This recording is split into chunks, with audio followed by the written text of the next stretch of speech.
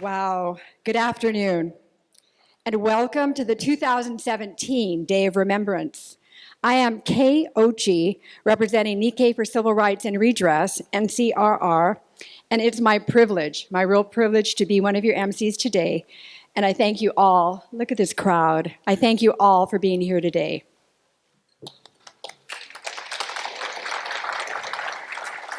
Thank you. 皆さん、ようこそ。今年の Day of Remembrance に来てくださってとってもありがとうございます。My name is Kennedy Kabasares, representing the Japanese American Citizens League Pacific Southwest District, and I'm honored to be sharing the stage as MC with Kei this afternoon.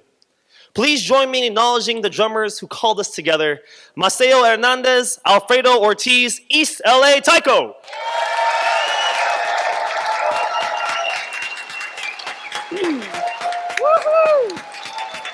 Wow. I can feel it right now. Our theme for this year's DOR is Unite to Uphold Our Civil Rights.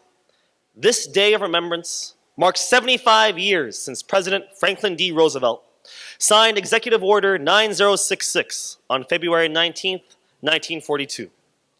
That executive order authorized the forceful removal and incarceration of all people of Japanese ancestry living on the west coast of the United States and thousands in Hawaii. This action dramatically changed the lives of over 110,000 Japanese Americans, and its effects are still felt today. Your presence here today is proof that although 75 years have passed since that day of infamy for the Japanese American community, we still feel that it's very important to gather, remember, and share with the broader community the impact of executive orders, and in this particular case, Executive Order 9066, and the Japanese American community's responsibility to fight against similar unjust executive orders and government actions.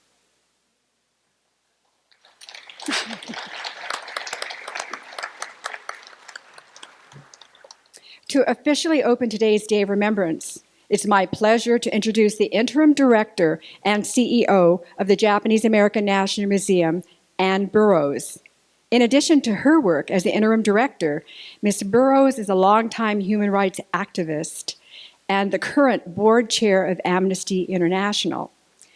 Her long activist history goes back to South Africa, where she was born and raised. She fought so strongly against apartheid that she was arrested numerous times and was even charged with treason.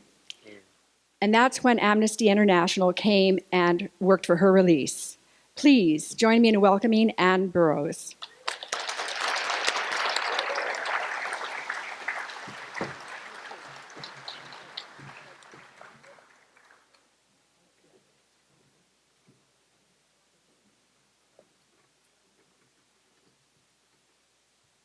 I am quite overcome with emotion to be standing in front of you, to be standing in Aratani Hall, which for so many people is the heart of this museum, and it's the heart for so many people, the heart of this community. But when I see all of you here, I realize just how unbelievably powerful this community is.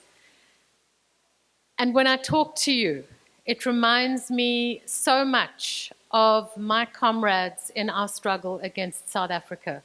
So on a personal level, it's deeply moving to me, for me to be standing here with you, but also it's my deepest privilege and my deepest pleasure to be able to welcome you here all today. I think that it's fitting that we're holding the celebration here, the 75th anniversary of this program.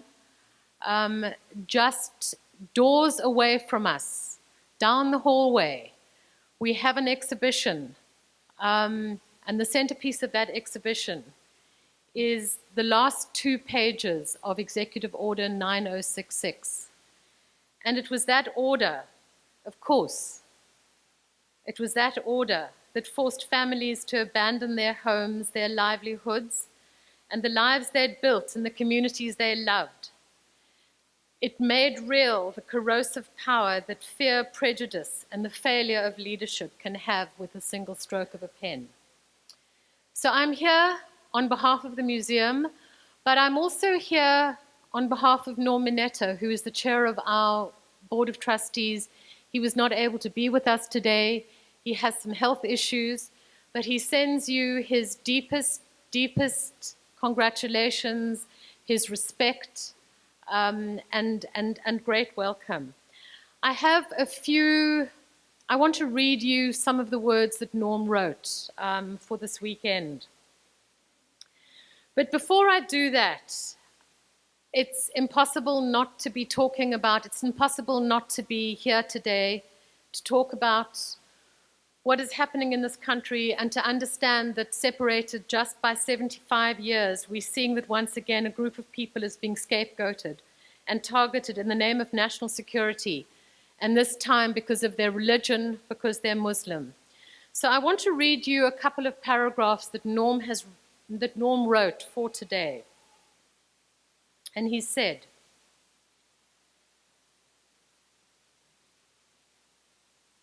as Japanese Americans who were directly affected by incarceration, we have a particular moral obligation to remind people that measures like the Muslim ban are not just unconstitutional, they're un-American.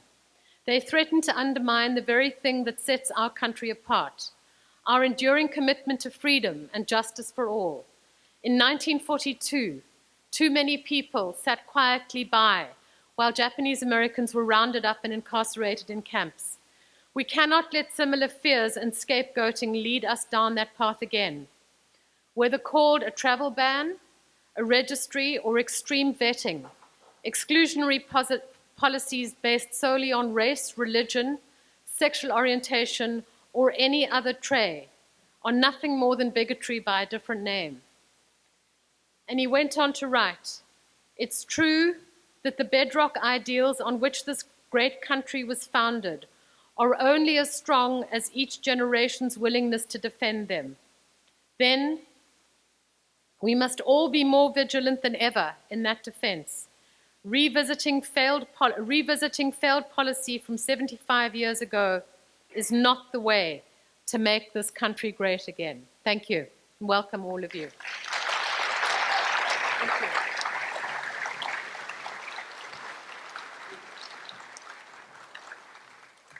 Thank you, Ms. Burrows, for your leadership here at JANM and your impressive service to Amnesty International.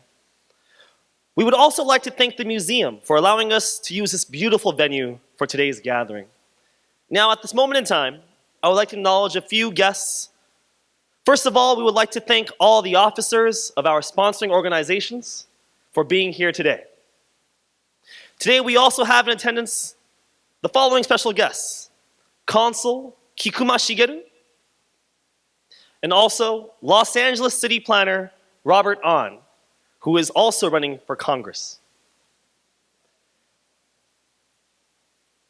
The DOR committee began meeting in September of last year and decided early on to invite Congressman Mike Honda as our keynote speaker.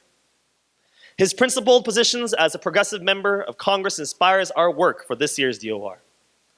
For his many pursuits, for women's rights, Native American tribal sovereignty, immigration reform, LGBTQ rights, and equality in education, Congressman Honda received a Lifetime Achievement Award from the Congressional Progressive Caucus.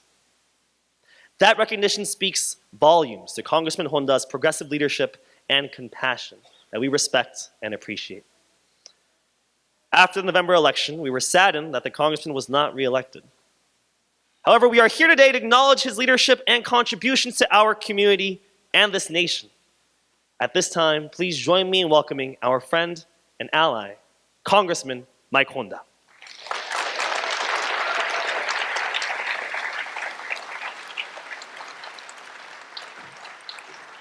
You got a great voice, man. Well, we have a couple of good MCs, huh?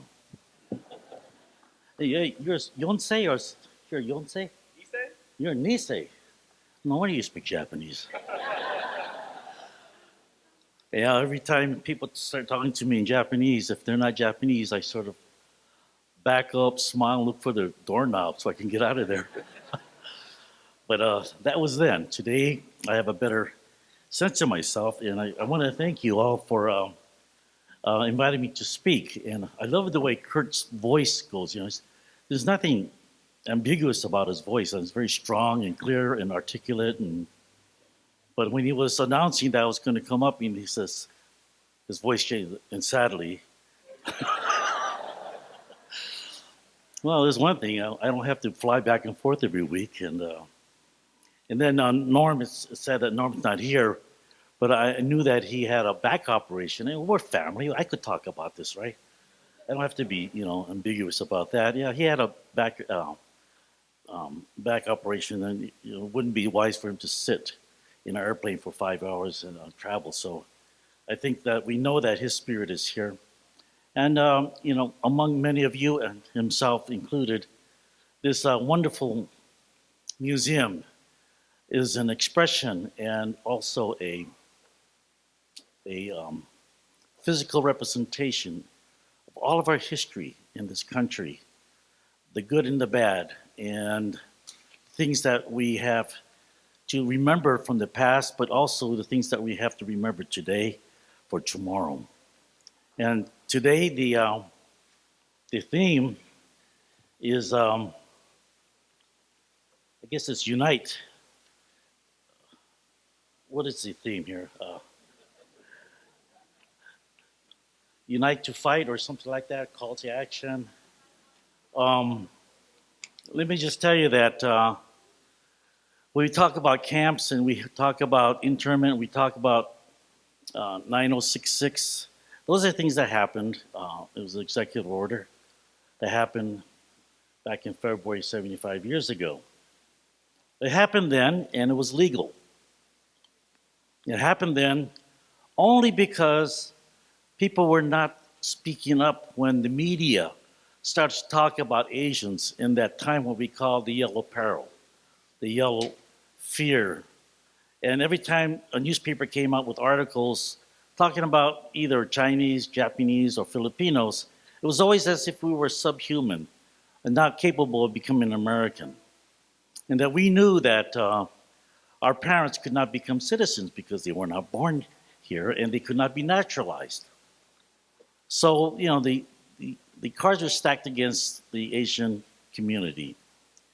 And so when Pearl Harbor happened, the fact that there was a movement to move the Japanese Americans from the West Coast for our own security and for national security, it was easy. No one was there in Congress to say no. Nobody in the state of California but one person said no. That one person just recently passed away, and his name was Ralph Dills. He represented this area, Compton, Lawndale, Gardena area. And he knew about the Japanese Americans, and he was the only person in the whole state of California, in the Assembly and the Senate, that voted no. And upon the return of Japanese Americans from camp, there was another fellow from San Francisco by the name of John F. Shelley. He was an assemblyman and then a Senate, and then he went to Congress. He was a mayor of San Francisco. When the veterans and the Nikkeis were coming back home, the state assembly was starting to put together a resolution saying that we want to deny them re-entry into California. And before the vote was taken, Shelley went out to the veterans hospital and found a couple of veterans who were wounded in the service. And he brought them in to the Senate to show to them, this is who we're talking about. And he pointed out to a few veterans who were wounded in the battle to protect this country. And when the senators saw the faces of these veterans, they were convinced not to do this. They were Nikkei veterans. And Shelley had the creativity to bring in the folks in front of the faces of these senators to tell them this is who you're voting against. These people who had put their lives on the line, spilled their blood, had a miraculous record in military battles in Europe, and these are the folks that you're saying, these are the people that should not come back. And the two senators who were going to sponsor that resolution dropped the resolution there. So we know that when people stand up and speak up on our behalf, things become different. Since 1988, when President Reagan signed H.R. 442, which was an apology by the government, a formal apology, unambiguous, to our Nikkei communities, and said, we're sorry, and we're paying reparations for that, even though we know that no amount of money could ever replace the loss that you had incurred or the impact of your community has experienced. No amount of money can cover that. That law was signed in by President Reagan, and it explained why this things happened. It said that the reason for the incarceration was that there's three things: racial bigotry,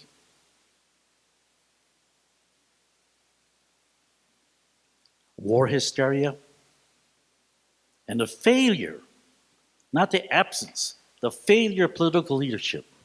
Failure of political leadership. So with those two things, the camp, the apology, we fast forward to 9/11. And 9/11 gave the opportunity for a lot of these folks who want to see things happen differently in the world to use that as a platform to go out and be a little bit more imperialistic in the other countries. Much like what a lot of the farmers did in this country, a lot of politicians who took advantage of the situation said, we got to put the Japanese away for their security and for national security. National security, that seems to be the theme that comes up all the time. So beware every time you read or hear that word national security from the Hill in Washington, D.C., to listen to it with some, carefulness, because a lot of times it's disguising another motive. But 9/11 provided the opportunity for our country to change some of our systems, like the idea of preemptive attacks. We never had a preemptive attack in our country, but we utilized that in Iraq. And we used 9/11 as the reason, the motives. War hysteria. War hysteria still exists in our country still today. It goes under the term terrorism. And right after 9/11, Congress passed an authorization for the use of military force to the president. And the Democratic caucus that I was part of, I remember hearing them saying, this day will live in infamy. We have to give the president the power to, avenge ourselves. This thing should have never happened. All the things I probably thought that may have been discussed in 1941 when they said this day will live in infamy. But the difference was for the H.R. 442, where we knew that the government had apologized. But we also knew that our experience became the point where we had to refer ourselves and say, we cannot overreact and do what we did to the Japanese Americans. So the politicians got a little bit more skilled at doing this. They still were targeting people. They were still targeting countries. They were targeting people that were a different race, a different religion. And they were going to make it work for them in spite of themselves. And so they went about passing the Patriot Act, which diminished the power of the Constitution, which diminished the protection of the Constitution that said you have a right to free speech and assembly. And you have a right to due process, all the things that are said on this sign here. But the Patriot Act passed, and it diminished the power of the Constitution. And it makes legal whatever people want to talk about when they talk about registry. And so a little later on, they had this thing called the voluntary registry of individuals from 25 countries plus one. And I say it that way because 25 countries that were Muslim and one that wasn't. 25 countries that was Muslim. And they knew that if they dwelt on Muslims, that would be a violation of the Constitution. So they added another country that was not Muslim, North Korea, the 26th. And that made it all right. You see, clever. But today we can look at that and say, it ain't going to happen again. And that's the theme of this get-together, that united we're going to fight for our constitutional rights. But I have to add something else. We not only have to fight for our Constitution, we have to fight for the return of our constitutional rights. Because it's been so watered down that when Higbee said, well, you know, there were precedents of, moving people out of their homes and things like that for registry. It was the Japanese Americans. He wasn't lying. He was telling the truth. Even though the Fox News commentator was challenging him all the time. He said, you're not going to say that again, are you? And then after that, Hobook, who was the Secretary of State from the state of Kansas, who designed the initial Muslim registry. They've gotten smarter now. Now they're not going to say Muslim, but they're going to identify countries, like they did for the banning of the immigrants coming over. They banned, 6 or 7 countries? They banned it because they were afraid of terrorism, but they didn't say Muslim, but that's what they were saying. And so we have a real duty and a real hard work ahead of us. And because of the watering down of our Constitution through the Patriot Act and a couple of other bills that were passed that diminished the Constitution and our protection, that we really do have to stand up and speak up. But when they do the call to action, don't only write an email. Get your face in front of these elected officials. Get your face in front of the elected officials and let them know exactly what you want to see happen. Or you tell them exactly what you don't want to see voted on and tell them why. And the more that we do that together with other communities, the stronger our voices will be heard. The media is not exactly all there, so we have to start teaching ourselves which media do we listen to and teach ourselves and listen to what's going on in Congress. Because every time they pass a bill, you have to look at it very carefully. Because if you don't, that Constitution protection will be eroded. And that's what they're trying to do, erode the constitutional strength that we believe in. Now, I don't recognize those laws. So I just say, this is the Constitution, this is what it means, this is what it stands for. Freedom of speech, freedom of assembly, freedom of religion, the freedom to express ourselves and criticize the government. And that's, I think, the ultimate responsibility we have. I think an author a few years ago wrote a pamphlet that called Civil Disobedience. For us, it may be a little uncomfortable, but when you rally together and you're expressing your discontent of the government, that is a form of civil disobedience. And when we practice it here today during Day of Remembrance, that we practice remembering what happened to us, but we practice to remember that it could happen to every other person that the government wants to target. And the way these laws were written, especially the Alien Sedition Act of 1798, 1798, that law is still in operation. That's the law that operated when President Roosevelt signed 9066. I hope you heard about the Alien Sedition Act of 1798. If you haven't, look it up. And look how it was modified over the years. In 1918, during World War I, they modified it again. And they said that any persons that comes from a nation that we're at war at, the president can detain them, imprison them, or deport them. Sounds familiar. And then later on, they added another one.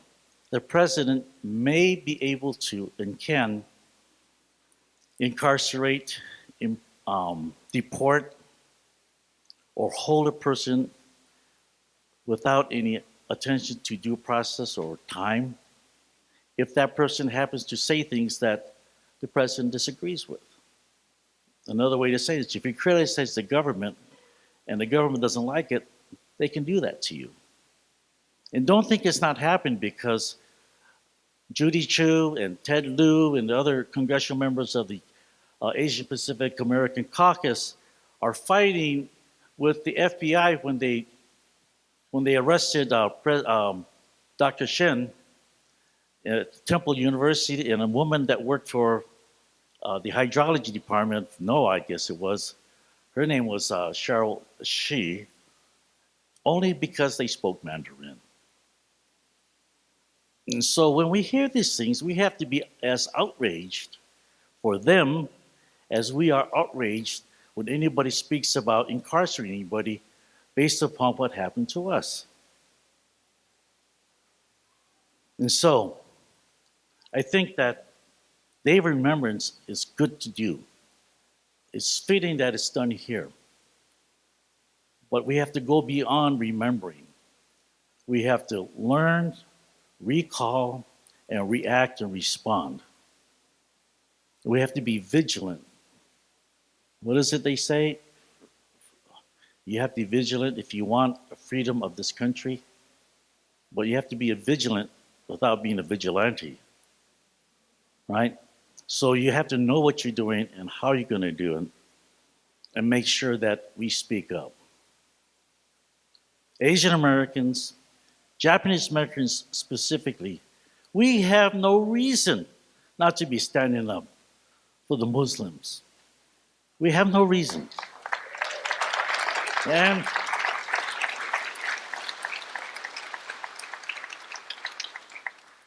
we should be there as we were after 9/11.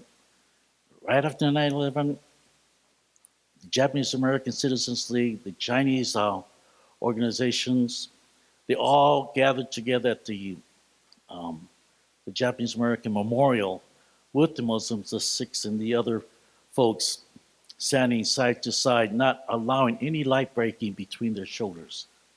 And this is what we have to do on a daily basis, because when we let our guard down, that's the avenue that politicians will take to undermine the very thing that we fight for. And let's remember this. Even among the Japanese Americans, in camp, we fought with each other over whether it was right to resist the draft or to join the draft. Well, in my mind, they were both right. But what we have to learn from that is that when our government starts to go awry and start to make us fight among ourselves over a constitutional right, that should never happen. We should be of one mind in what the Constitution says and guarantees. And we should not allow politicians or presidents or any other group to dilute the original promise and the original charter of the Constitution. That's who we are. And that's what we have to hang on to. And this is why the 442 bled. This is why the war resistors went to jail. This is why immigrants from all around the world come to this country, because they know that this Constitution is well worth protecting and living under, in spite of all the tribulations that we visit upon our immigrants. So we as immigrants, We as third generation, fourth generation immigrants need to remember the kinds of things that our parents and grandparents went through on a daily basis. The kind of fear that must have visited them. And so I think that when we think about this and remember that, and we put ourselves in the shoes of the immigrants coming over, the undocumented who are here, wanting to claim the right to be able to stay in this country, on this soil. Understanding that the Constitution does not make a difference between any persons on this soil as to its constitutional protection. Every person on this soil, documented, undocumented, citizen, non-citizens, has a full protection of the Constitution. And if you believe that, then on a daily basis, we must continue the fight and the call of action to stay united for the purposes of one thing. In order to form a more perfect union, we need to stand together and fight together for the things that we want for our children. Thank you so much for this opportunity.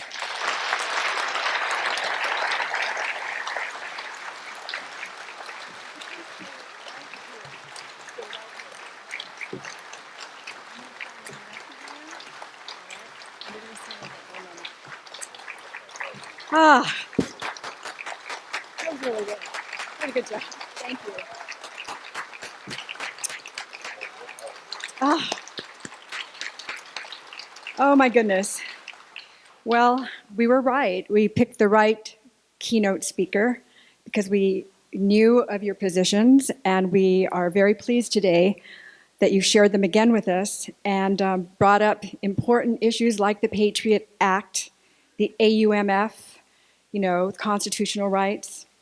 And we just hope that your plans for the future, after a short rest, will include staying vocal, staying active on serious national and local issues. We still need your voice.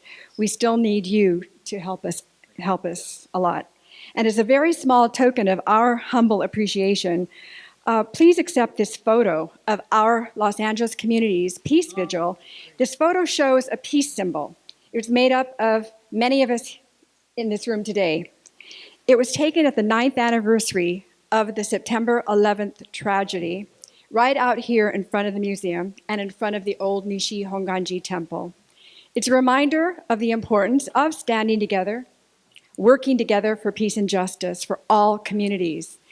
The inscription on the plate reads, Congressman Mike Honda, in gratitude for your principled positions and leaderships from the 2017 Day of Remembrance, Los Angeles. Thank you very much.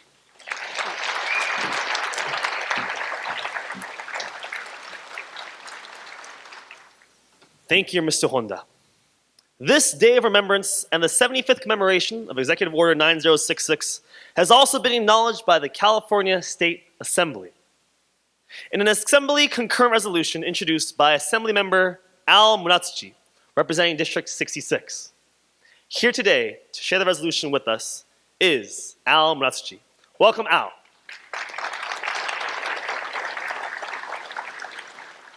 Good afternoon, everyone. It is so great to see this wonderful turnout on the 75th anniversary of the Executive Order 9066. I'm so happy to be here with my wife, Kyoko. I know I saw her somewhere. And my daughter, Sophia. Thank you for allowing us to join you. I helped organize a Day of Remembrance event in Sacramento earlier this week. And we had a similarly great turnout at the California Museum, just a few blocks from the state capitol. We had folks from the Sacramento Japanese American community that helped organize the event. The keynote speaker was the Chief Justice of the California Supreme Court, Tani Kantil Sakaue. And it was very, she gave a great speech, similar to the great speech that we just heard from Congressman Honda. But, Chief Justice Kantil Sakaue, she talked about how her in-laws were in camp, but also how she continues to live the classic Japanese American experience about how her kids are playing basketball at the Sacramento Buddhist Church, and how she spent many weekends making the spam musubis and supporting her children's activities. And so I just want to share that with you to make sure that all of you know that this 75th anniversary in particular is being widely recognized not only throughout the state of California, but across the country. And for me, as the only Japanese American in the California State Legislature, which, by the way, we need to get more people, especially more young Japanese Americans interested in public service and running for office. We need to elect people like West Covina Councilman James Toma and Alhambra Councilman Jeff Maloney. We need to get more women running for political office, women Japanese American running for political office.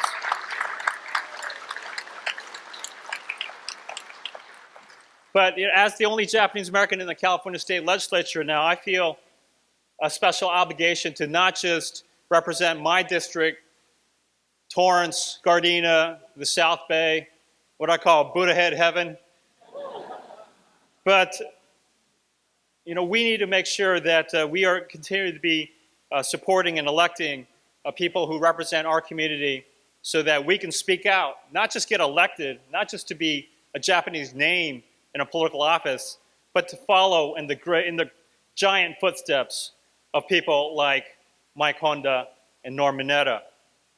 So on January 30th, the Monday after the weekend when President Trump, I still have a hard time saying that, but when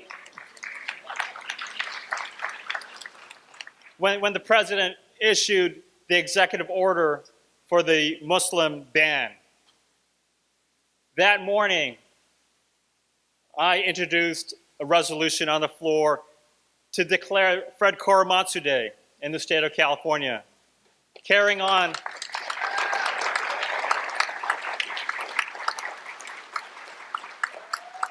the work of former Assemblyman Warren Frutani. But this was not just a feel-good resolution, but people from throughout the state of California were getting up and they were making the ties directly between what happened 75 years ago and what we're seeing happen here today to our Muslim brothers and sisters. And so I want to make sure that all of you know that we are speaking up and we recognize the historical connections and we are fighting back to make sure that history does not repeat itself.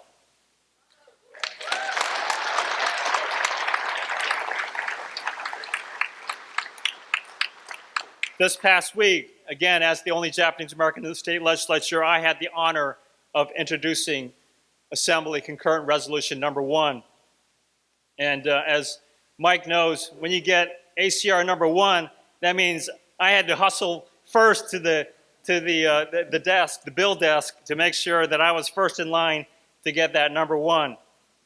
But that Assembly Concurrent Resolution number 1 is to, of course, declare a statewide Day of Remembrance to commemorate the 75th anniversary of Executive Order 9066. Proud to have this resolution here. This is for all of us here today. This is for everyone who believes in making sure that we never forget our history and making sure that we make the connections to what is happening here today. 75 years ago, it all started with one executive order, and now we're seeing it happen again. And so now, more than ever, now we must rise up to teach our history, defend our Constitution, and fight to ensure that no one is targeted because of their national origin or faith. Thank you very much.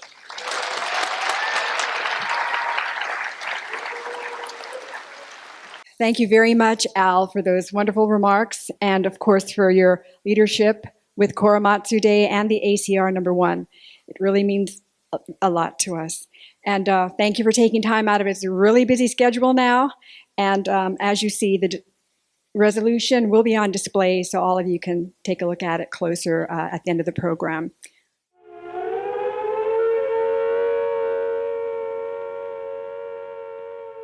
Let's remember Pearl Harbor as we go to meet the foe. As a boy, I listened to my mother's stories. Life during wartime, deep in the Mojave Desert. Stories untold in U.S. history class. It was my first clue. America sometimes fails to live up to the beauty of its founding principles, then goes on to cover its tracks. This forever colored my picture of patriotism. Yet my mother never wavered in her love for and devotion to America. And I thought, from where does such loyalty and faith come? My mother has always had wisdom beyond my grasp. This was no exception.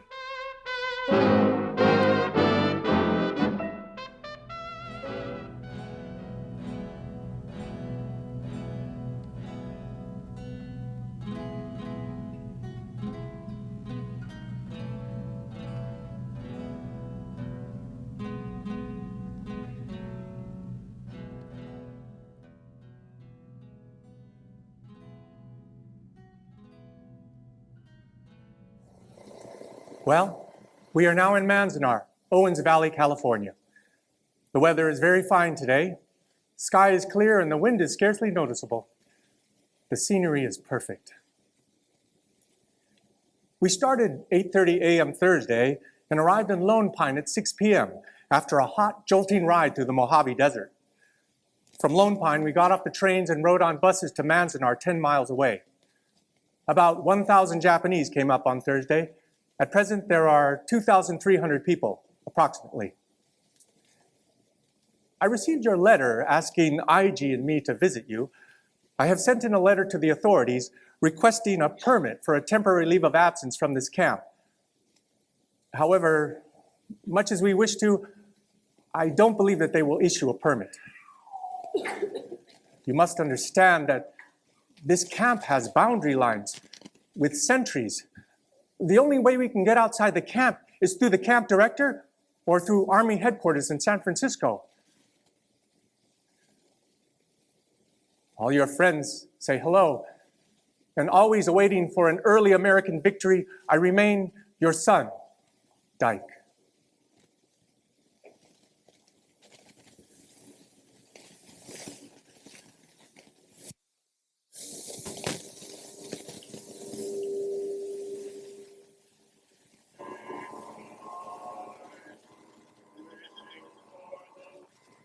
Honorable Sir, I, Kiro Nagano, the undersigned, do hereby venture to state the following facts. Having been transferred 7 times within a period of 18 months, I did not know what to do, but wondering why I should be kept confined for such a long time without knowledge why. I did not have any choice but obey whatever supervising officers wanted me to do. Honorable Sir, if I am permitted to state before you, I am one of the most innocent person ever detained in this country as an enemy alien. And all I wish to state by this chance is to beseech you a favorable reconsideration, not only for my own sake, but also for the sake of future citizens of the United States of America, my only daughter and 2 sons, to whom I devote my entire life, so that my family could prove to be loyal citizens of this country forever and ever.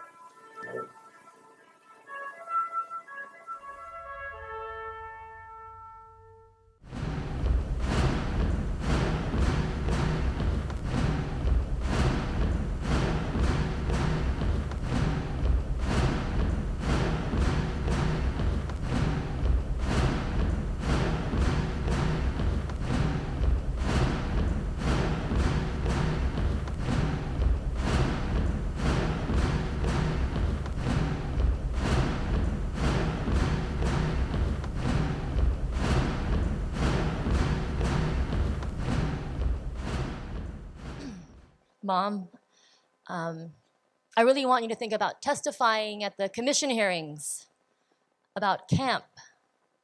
No, please, just listen. Growing up, I know you tried to spare us from hearing about the racism you had to go through, so you never talked about camp. But I saw how you'd turn the other cheek and how you'd defer to white people. And I never told you this, but it made me angry and ashamed. I mean, during the 60s, I saw Black parents and grandparents, children of slaves, fighting for civil rights. They had Martin Luther King, Malcolm X, the Black Panther Party. I saw the Brown Berets reclaiming their history and fighting for La Raza. But who did we have? Where were you? Why didn't you speak up? Why didn't you even ever just tell me about camp? All these years, I could never figure out what was behind your silence. And it wasn't just me. I mean, other senseis couldn't figure it out either. So we got together and we talked. And from talking with everyone, I learned a lot.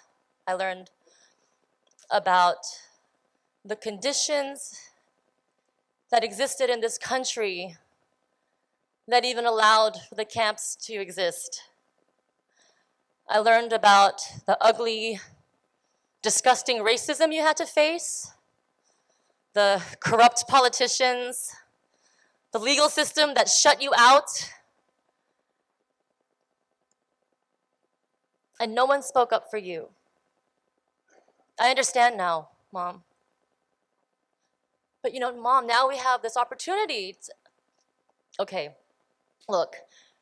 When I first heard that there was going to be a presidential commission to determine if the camps were justified, I couldn't believe it. I mean, hello? How could anyone with half a brain not see that it was a complete injustice? And then to hear that they wanted to hold the hearings all the way out in Washington, D.C., with a bunch of politicians, legislators, scholars, and a bunch of other muckety-mucks who had no idea, no concept of what the camps were like.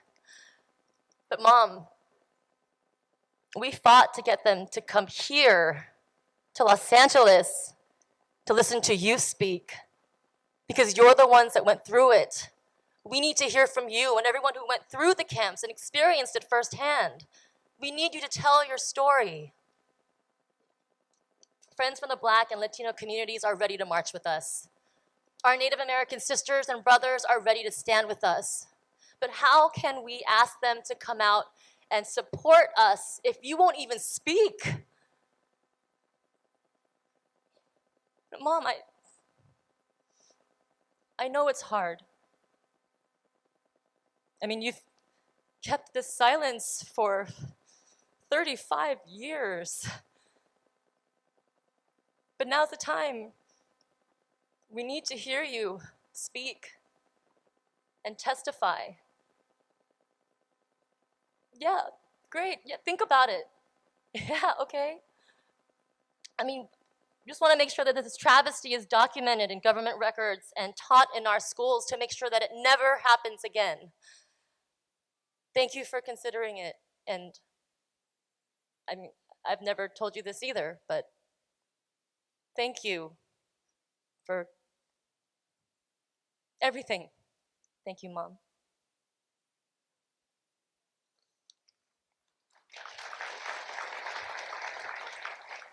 That was Jully Lee reading an excerpt from Tales of Clamor, a work in progress by the Pole Project and created in collaboration with NCRR.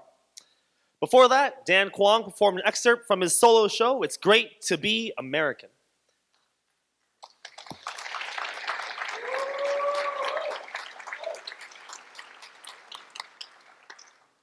Now, the Japanese American community has traditionally counted generations since making America their homes. Issei, the first generation of immigrants, Nisei, their children, the second generation.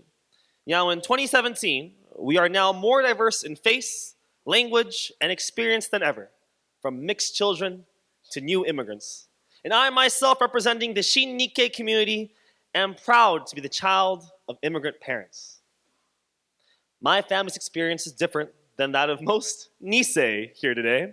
So I'm honored to introduce a fellow child of an immigrant, former incarceree who has been active in NCRR since 1989. Haru Kuromiya has continued to be active in NCRR, and at the age of 90 years young, has agreed to share her story with us today. Please welcome Haru Kuromiya. On December 7, 1941, I was a teenager in Riverside, listening to President Roosevelt give his Day of Infamy speech, then going to school. It was a day I shall never forget. I felt numb. It was surreal. The following February, my father was picked up by the FBI, leaving my 8-month pregnant mother and 6 of us children. Why was my father taken like a common criminal? To this day, I do not have a satisfactory answer. Why was he not allowed to be with my mother when she delivered her baby? I was angry, but what could I do? I was just a kid.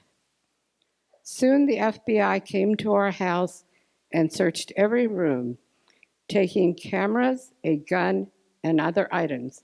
It was an uneasy and fearful time for all of us. My mother was a rock.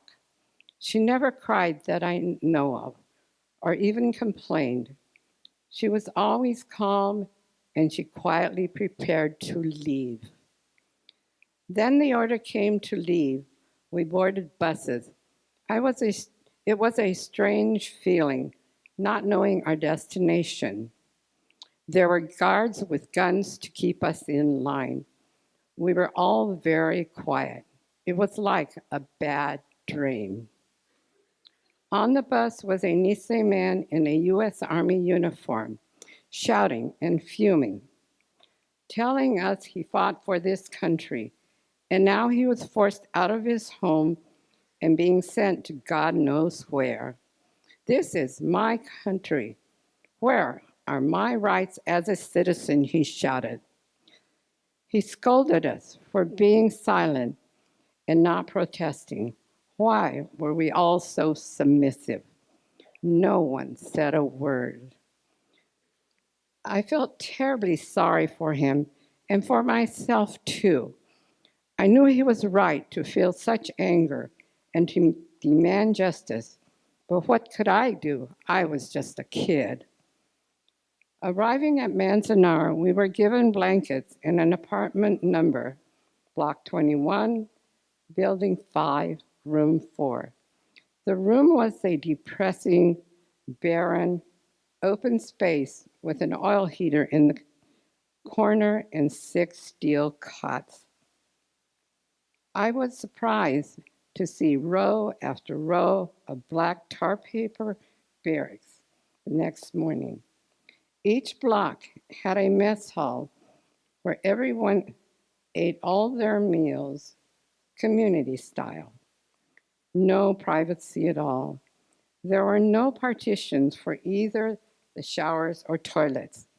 This was very distressing, especially for the Issei women. I miss my father every day. My father was my hero. During the year we were in Manzanar, my father was moved to 5 different locations: the Riverside County Jail, Tuna Canyon Detention Station, Santa Fe, New Mexico, Lordsburg, New Mexico, and then finally to Crystal City, Texas. In June 1943, we left Manzanar and finally joined my father. We were a united family again. I saw my mother relax and smile. At last, I felt safe. Manzanar and Crystal City were entirely different. Crystal City was under the Department of Justice, and the inmates were considered enemy aliens. There were Japanese from 13 South American countries. They had been kidnapped from their homes and brought to Crystal City to be used as exchange prisoners for white U.S. citizens held overseas. In June 1946, we left Crystal City behind and returned home to our farm. Our house was totally trashed, but we were home. We had a roof over our heads, and it was ours. But then, sadly, Riverside did not welcome us back with open arms. No one was hiring a Japanese with no job skills. I got a job as a live-in maid with a white family. With all my siblings in school, I was the only one with any income. Leaving camp and returning to what seemed like a hostile environment was difficult. When I saw a former schoolmate, I was ready to greet her, but she saw me and ducked into a doorway and disappeared. I felt like a foreigner in my own country. Looking back to those years, the hardest part was losing our freedom. To be confined behind barbed wire fences, looking up, seeing the tall guard towers, guns pointed toward us, wondering when we can go home again, not knowing what lay ahead was painful. I sincerely hope no one will ever be imprisoned like that again because of the color of their skin or their religion. Thank you. Haru-chan, thank you so much. They say that public speaking is one of the greatest fears that any person, has. And she was rather reluctant, I have to admit, to speak. But out of her respect for the community, her friends, she was nudged into doing this, and we really, really appreciate it so much.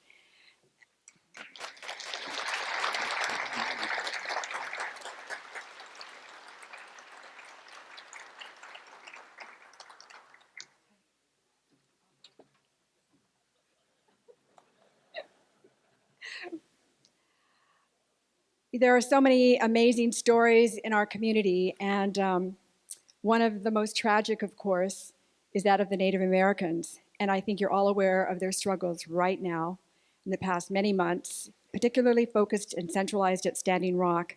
One of our speakers today, Nates, was invited and was supposed to be here, but we regret to inform you that things happen. He was unable to make it. But I want Nates to know that our hearts, spirits, best wishes are with him. He is from the Northern California Hoopa Valley tribe. He was at Standing Rock for 4 months and served as the firekeeper of the California camp. Wherever your journeys and struggles are, Nates, our hearts and souls are with you, and we hope for only the best. So.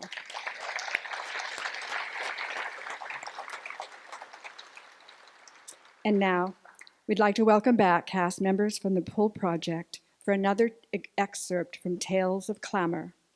It's 6 weeks until the West Coast hearings begin for the Presidential Commission on Wartime Relocation and Internment of Civilians. I am on the phone constantly telling people, testify. Tell them about the barbed wire and the armed guards. Tell them about the American concentration camps that were never spoken of. In our homes, our schools, or by our leaders. But we can't get anyone to promise they will speak publicly, except people from every other community. We need more JAs. It's now only 3 weeks to go, and we are really sweating it. I tell all of NCRR to get their butts ready to write testimonies on behalf of their families. I get a call from some guy named Jim Matsuoka. And we talk for 3 hours. I just let her tell her whole story. Sometimes that's what it takes. Well, as soon as I get off the phone, my kids are urging me. Testify. Tell the world what happened to you, your brother, our family. Well, it's hard to imagine saying all this out loud in public. With so much pressure and time passing, we decide to distribute forms for people to write down their own testimony. We increase the calls and personal visits. We take flyers to every temple, church, market, meeting, and community paper we can. Testify. I want to support you. I want us to fight together for justice and reparations. I want to know my history. We're 2 weeks away, and suddenly... Oh my God, it's working. People are showing up, one after another, to get help writing their testimonies. I can't believe it. Guess how many forms people filled out? How many? 300. We're finally here. It's just 2 days away. And what about Martha Okamoto? Martha, will you please testify? Okay, I'll do it. Yes. Here we go. Are we ready?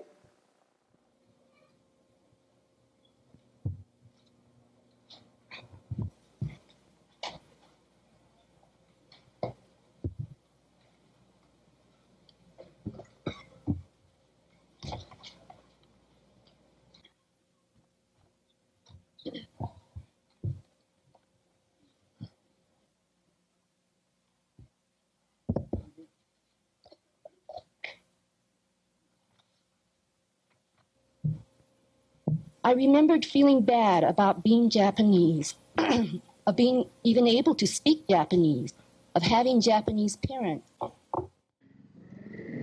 And because of this evacuation, I really denied my children their Japanese heritage. I wanted to erase that part. I felt ashamed because I loved my parents. I also loved America. I get goosebumps when I sing the Star-Spangled Banner. I believed what our teachers taught us about what a great country America is. I wanted to be 100% American and be accepted.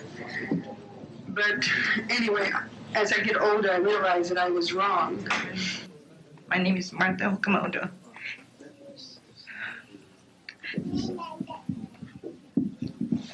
Sorry, it's hard. I will try very hard, excuse me. My brother, is in regards to my brother James, who was killed at Manzanar. I've never been able to talk about this. More people have come up to me and said I must speak up. My children, even my own children, don't know that my brother was shot in the back. At the beginning, when I heard about the hearings, I said, the hell with it. I dismissed it with contempt. I changed my mind after the first day because I heard what the Nisseis were saying. And that affected me very, very personally. We demand that the United States government restore our pride and dignity for our years of living under this stigma. On a personal basis, I sincerely appreciate what you've done. But we're not talking on a personal basis right now. So you're trying to hurry me. And I will not be hurried by you as a representative of this government ever. Well, now you want me to leave, you can tell me to leave. no, I'm not telling. There's no point in getting. Well, don't rush us. No, I'm not trying to rush you. As a matter of fact, I think I've been rushed by this government enough. I am speaking on behalf of los Frente a los Pueblos Unidos, and I would like to put it on record right now that we in the Frente believe that the Latino people will stand behind the Japanese people for reparations. The ACLU of Southern California has from the beginning considered the Japanese evacuation to be unconstitutional, and it has said so. To never again allow in this democratic country another evacuation, whether it be against the Japanese or any other ethnic group. Yes, we have been quiet, otonashi, but not anymore. We have become the opposite, yakamashi. My name is Sue Kunitomi Embry. I I am Sumiko Seki. I am Greg Watanabe. My name is Toru Dave Matsuo. My name is Alice Tanabe Nehira. My name is Arthur Makoto Tsuneishi. My name is Carol Say Morita. My name is... They talk about being let out of camp in 45, 44. I don't think we ever did get out of camp. I think we're beginning to get out of camp now.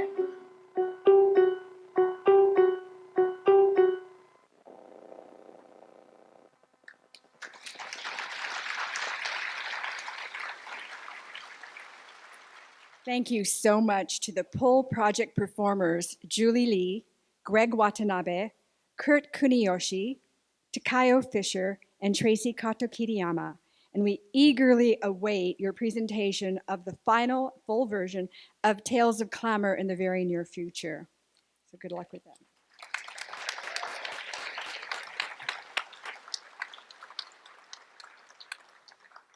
Our next speaker has long served the Hyde Park community of Los Angeles as a parent activist.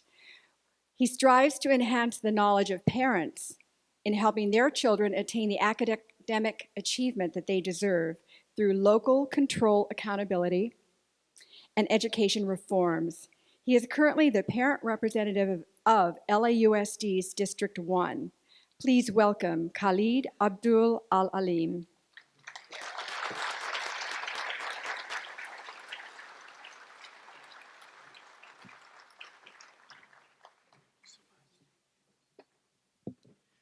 Thank you so much. It's an honor to be here, really. And congratulations on the Assembly resolution.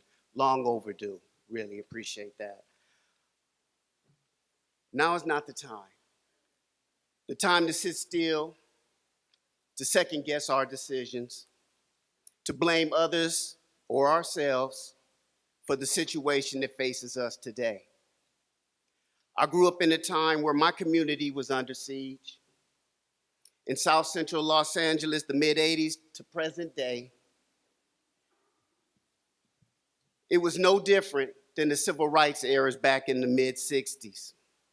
The same social ills that existed in that era exist today. The state-sanctioned violence stemming from World War II gave birth to the raids, detentions, internments that were followed up now with President Ronald Reagan's Iran-Contra scandal. Many of you heard of that, where they finally admitted that they flooded the streets of South Central Los Angeles with drugs and guns. How many of you at that time remember what the battering ram was? How many of you remember what LAPD crash units did to our community? How many of you remember Bill Clinton's HR 3355, Violent Crime Control and Law Enforcement Act of 1994?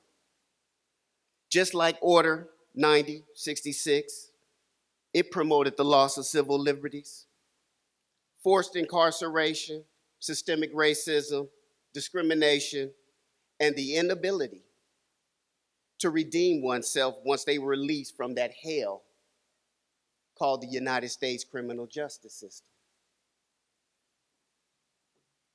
African Americans, Native Americans, Mexican Americans, Japanese Americans, people of color understand this horrific terrorism all too well. I want to take a moment to just express my personal trial and tribulation. On Father's Day of June 2004, after having created another successful Juneteenth celebration on my block, in my place of residence, I got into an altercation with two LAPD officers. I was beaten badly, handcuffed, and my face smashed into the concrete. I was charged with assaulting officers and resisting arrest. In 2005 of December, the case was dismissed. No doubt in part due to the video that was taken of the incident. In April of 2006, I filed a civil suit against the city of Los Angeles. The DA turned around and refiled the criminal charges. In October of 2007, I was convicted on 9 charges, to include trying to remove a police officer's weapon, which the video disputed. We all understand that even in the face of video and mounting testimony, that it is just hard to convict police officers of wrongdoing. In addition to withholding the excessive use of force report, the jury believed that I was a gang ringleader. During the sentencing phase, I was blessed to have an outpouring of community support in the form of letters and individuals actually coming to court. I was given a 90-day observation in Chico State Penitentiary. Now imagine that. I have to go to the state penitentiary to be a model citizen, a model inmate, in order for me to come back home. I was lucky. I was able to get through that, and I came back home in February of 2008. You may have heard the phrase, just like you've heard before, national security, in the name of national security. Be careful about this phrase that you hear now, the rule of law, because that's just as deadly to people of color and to our communities. Because like back then in the 60s down south, it simply means the same thing as it does today. Those who make the law, or I should say those who rule, make the law. Wall Street bankers can steal millions to billions of our dollars. Police can kill in cold blood, and they can be exonerated. But if you protest, if you whistle blow, you're a threat to order and to democracy. Imagine that. So I stand here as one of many, a revolutionary. Because it's human to be unafraid, unapologetic, and uncompromising when confronting terrorism. It's okay. As a matter of fact, it's our duty. Terrorism will not stop unless we do. So in the spirit of the great dynastic civilizations that our people created, let's make coming to the aid of another as a sign of respect and appreciation. Let's make that great again. Let's not make charity appear to be a handout or a sign of a higher social status, but as a means to build and strengthen our communities. That's how our ancestors got us here. We must never let our heritage be told from the eyes of our oppressors. Never.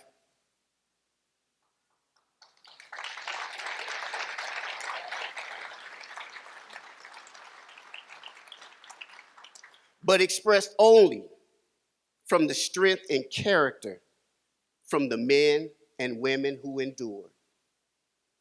The brilliance and beauty of our women.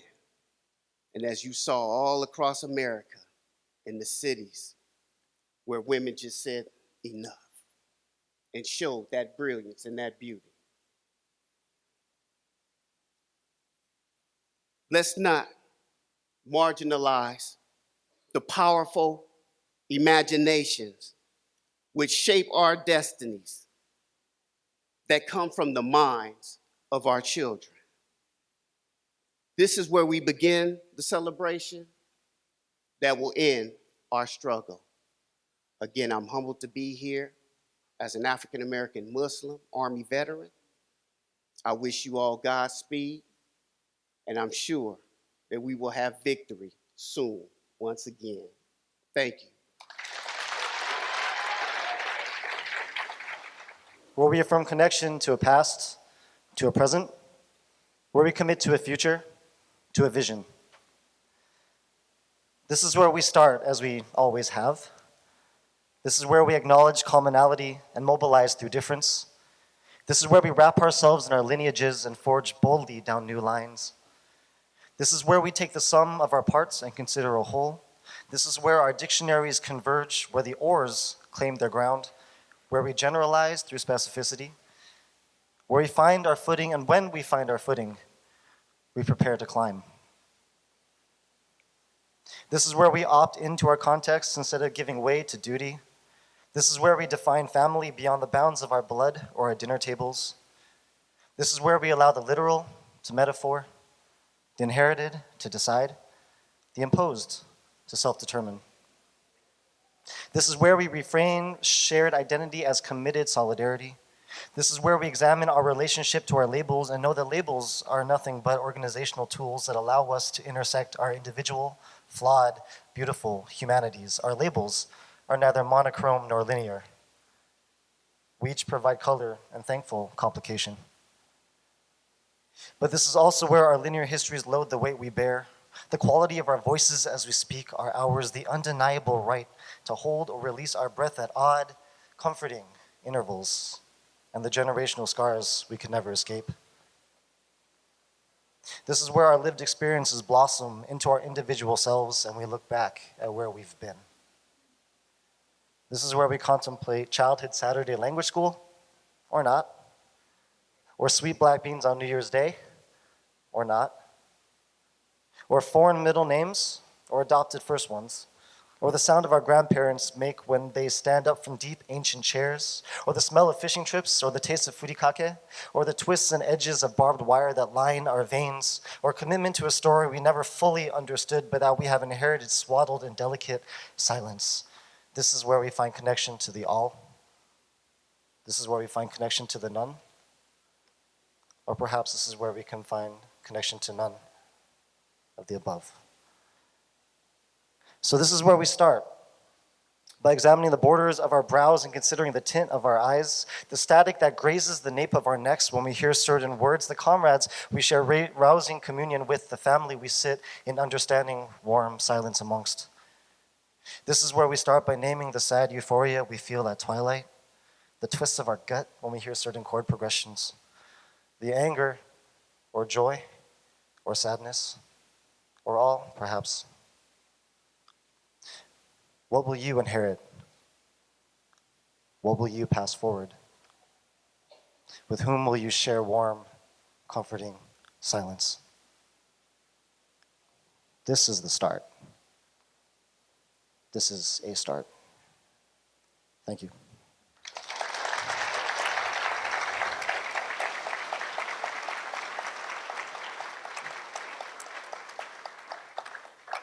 Thank you, Sean.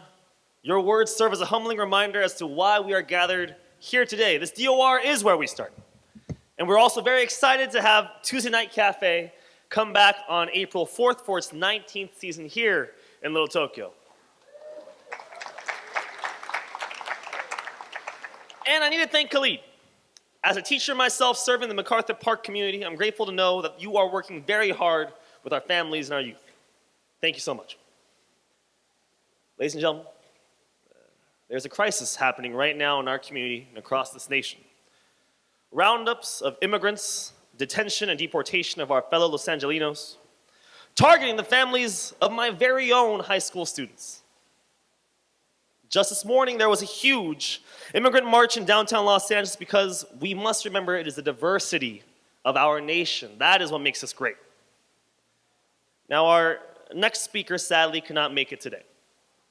Adriana Cabrera is a member of the Central Alameda Neighborhood Community Council and is running for the Los Angeles City Council District number 9, and she has emailed us in a speech, which I'll be reading for you at this moment.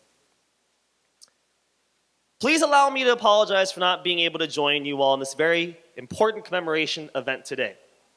Demands of City Council District Number 9 campaigns are making it impossible to attend your historic event. Upon hearing of the horrific stories about the unjust incarceration of Japanese Americans in 1942, I was struck by the similarities that the Mexican people have also faced in this country. This month is the anniversary of the notorious La Placita raids in 1931, when Mexican people were rounded up and deported indiscriminately. In this case, just as what happened to the Japanese in 1942, over 60% of those subjected to this injustice were US citizens. In both cases, constitutional law was disregarded. Both of our people have faced a historic systemic racism that is continuing today. Non-white people in this country have yet to attain true equality and are subject to a disproportionate level of violence. Today, what happened to Japanese Americans 75 years ago is happening again. We have no choice but to stand together, learn from the lessons from our common history, and fight together for the common cause of human rights and justice. While I am not there physically in the room, I know that I am working diligently to advance our common cause at this very moment. My spirit is with you. Let us move forward together, and thank you from the bottom of my heart. With love and solidarity, Adriana. If we all wait for our say, we'll be here forever.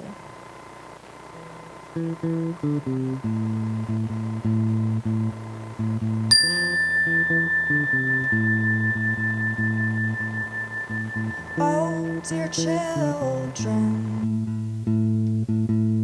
tell me what have you done to reap what I have sown? Yeah, we're watching from above. Bring me pride. Oh yeah, you've heard our cries. Yeah, we're watching from above. Yeah, we're watching from above.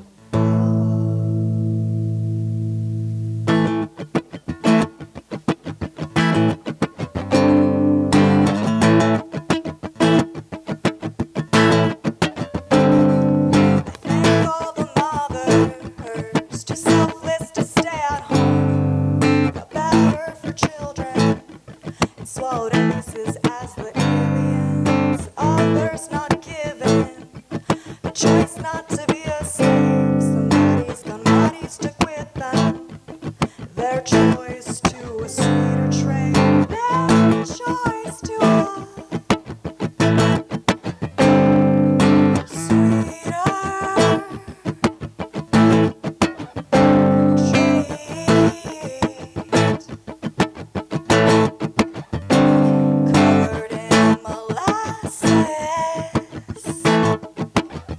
took all colors and masses.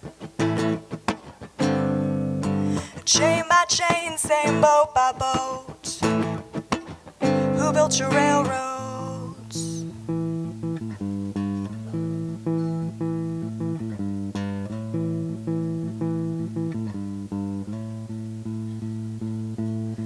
You and me,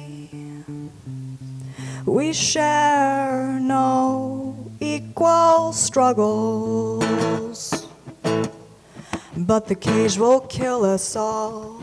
But the cage will kill us all. But the cage will kill us all.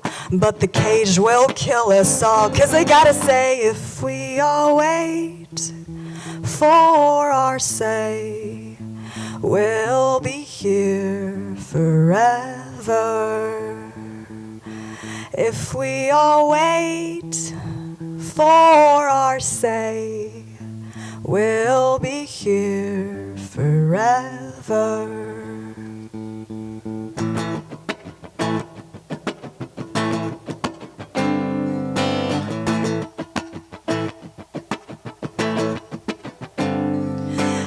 like all the brothers, yeah, we say yes, yes, and no, no's.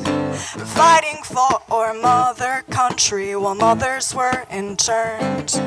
One too many 100,000s. Come on, come on, come on. Come on, come on, come on. Come on, come on, come on. Come on, come on, come on. 'Cause while we pray and march for hands up, don't shoot. Why do they gotta ask hands up, don't loot?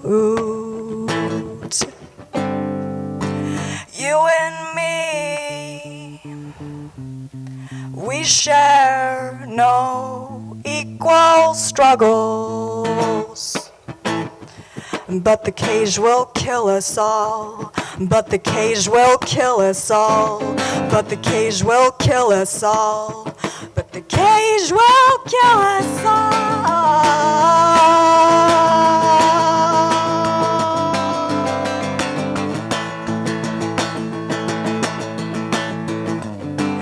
'Cause I gotta say, if we all wait for our say, we'll be here forever. Sing it with me. If we all wait for our say, we'll be here forever. If we all wait for our say, we'll be here forever.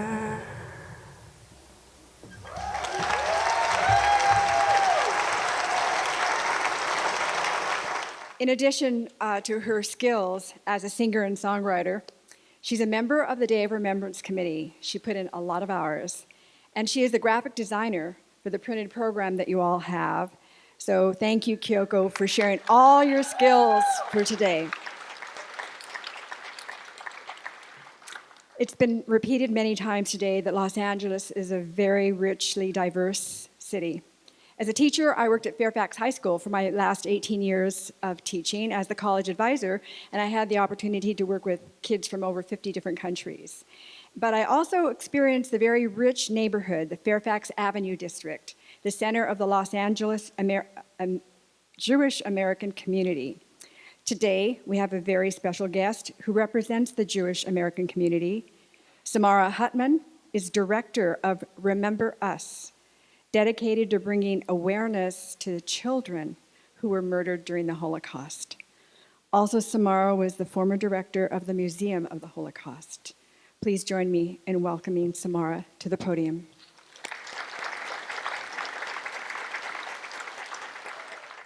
I'm humbled and honored to be invited to be part of this important day.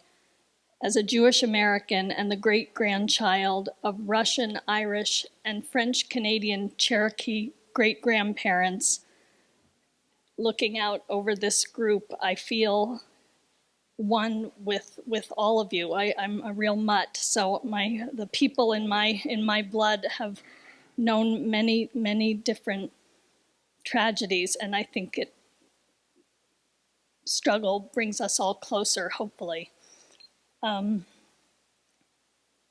We gather here today with great intentionality, both to remember and I'm so pleased to see as an extraordinary call to action.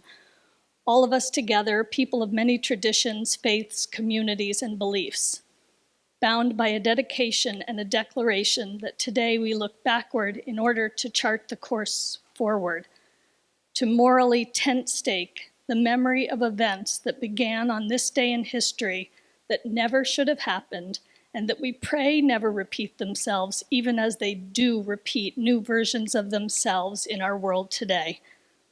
We join together, I pray, to call for human dignity, even and especially as the persistent procession of indignities reveal themselves in the daily news. Rabbi Harold Schulweis of blessed memory, a great Jewish teacher and Los Angelino, taught us, and I quote, "The memory of the Holocaust, and by extension, all indignities to human beings, must be carried in our hearts as a flame and not as a stone."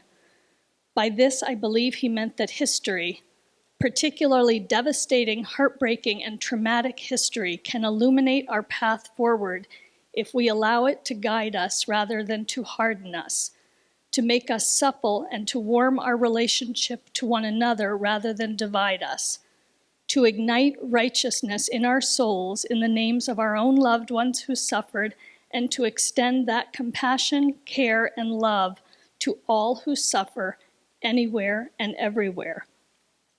I invite you today to hear and remember the words and the names of 3 young children, 2 young poets, unjustly relocated, detained, and interned under 1942's Executive Order 9066, who wrote from Butte High School, Gila Relocation Center in Rivers, Arizona in 1945. Their words have been collected in an anthology edited by Fern Downing called Cactus Blossoms, and also to hear and remember the words of an anonymous child poet, name unknown, who wrote from the Terezin concentration camp between the years of 42 and 44. Of the 15,000 children who passed through Terezin, it is estimated that only 100 survived. Their words have been assembled into a collection edited by Hanna Volovkova. The World by Jessica Hoshino. Who dares to say the world is filled with putrid smells of hell to come?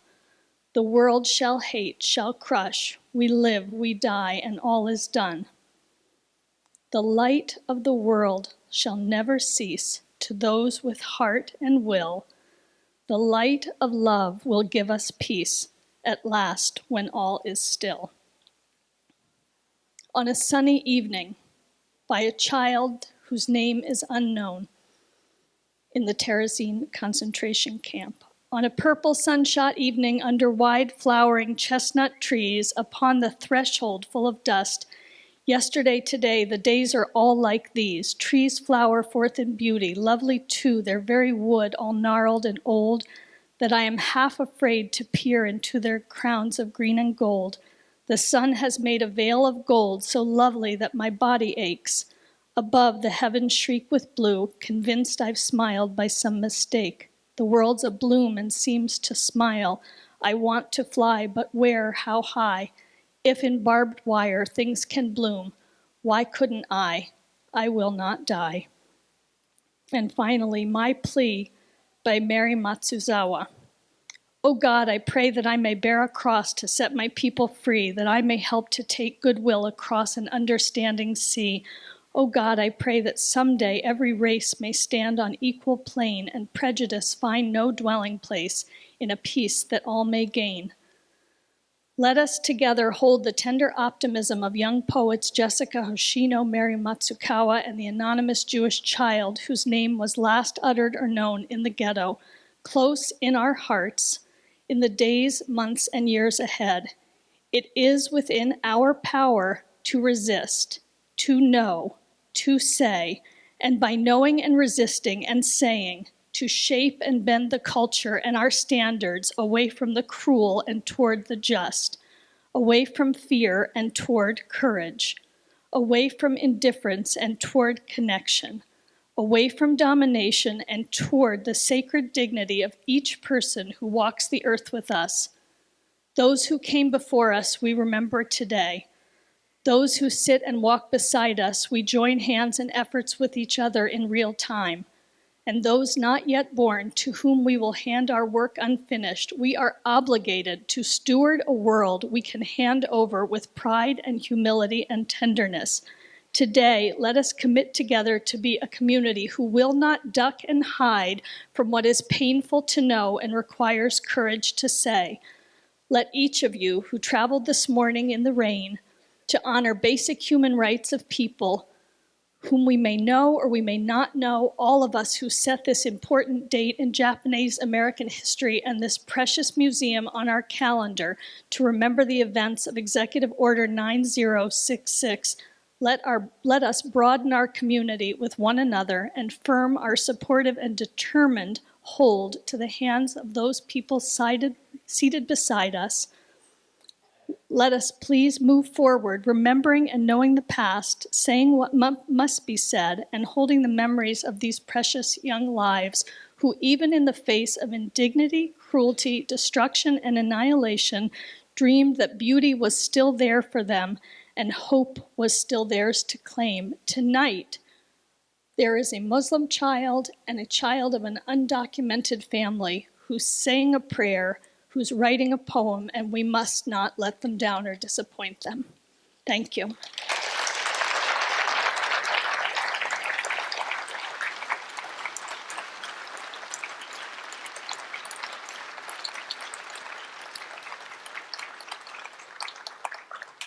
Thank you, Ms. Hittman, for sharing our shared histories, for reminding us, for the sake of our children, how we must never let history repeat itself.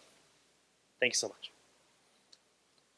Our next guest has worked with the Japanese American community for several years as an organizer for CARE LA, the Council on American Islamic Relations, and sponsoring the Bridging Communities program for Japanese and Muslim American students, and more recently in developing the wonderful Vigilant Love Coalition.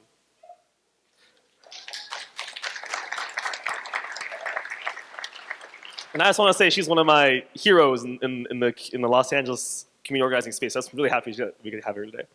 Seher credits her passion for social justice arising from her experience as a Pakistani-American Muslim woman. Please join me in welcoming Seher Pirzada.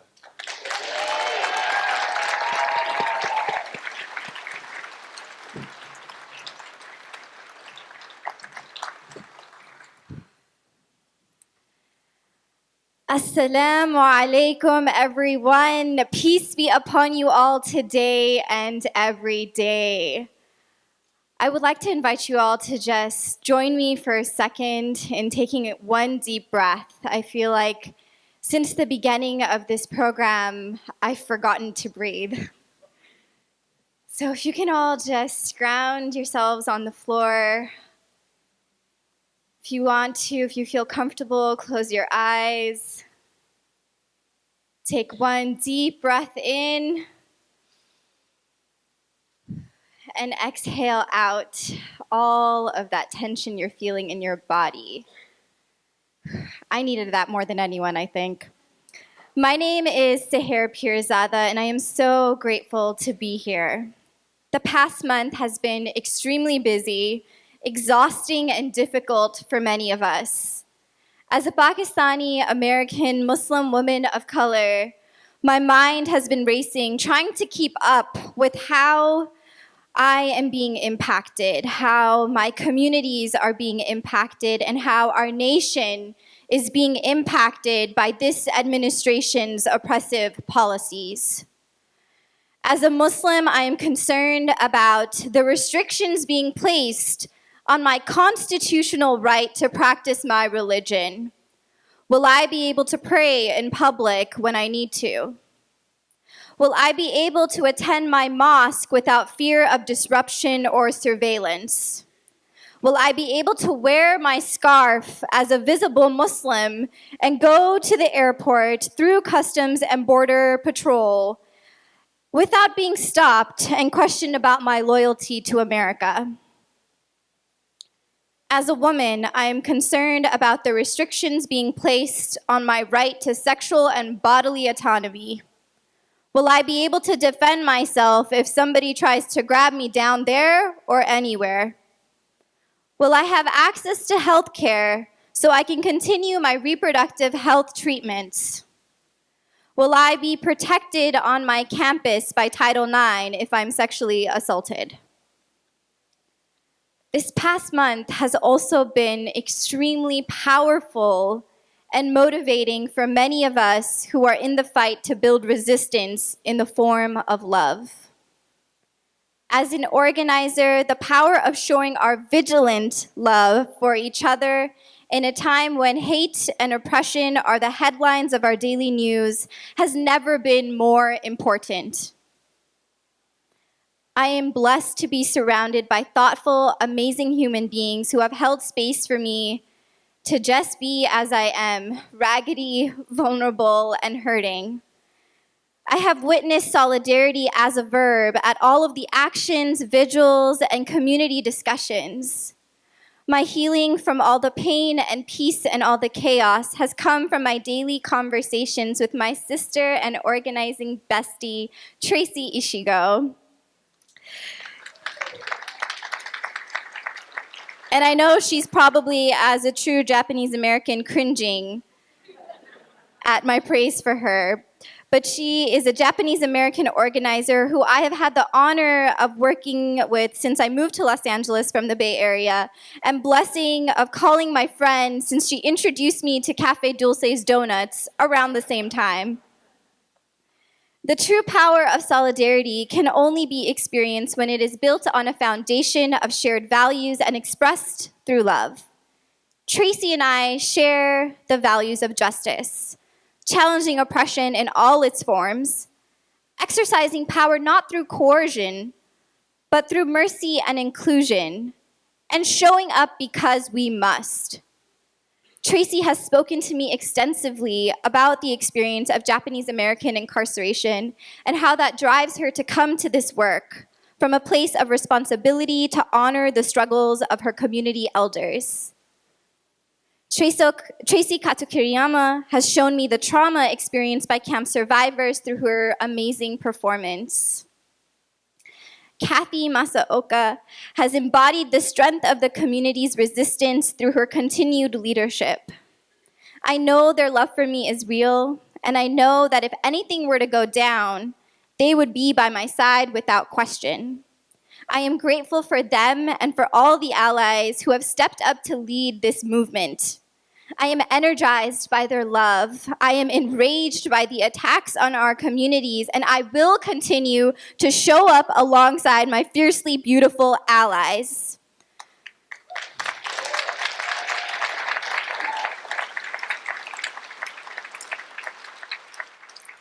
And I invite you all to join me for this marathon, because we can't do this alone. And this is why I work with both Traci's and Kathy through Vigilant Love.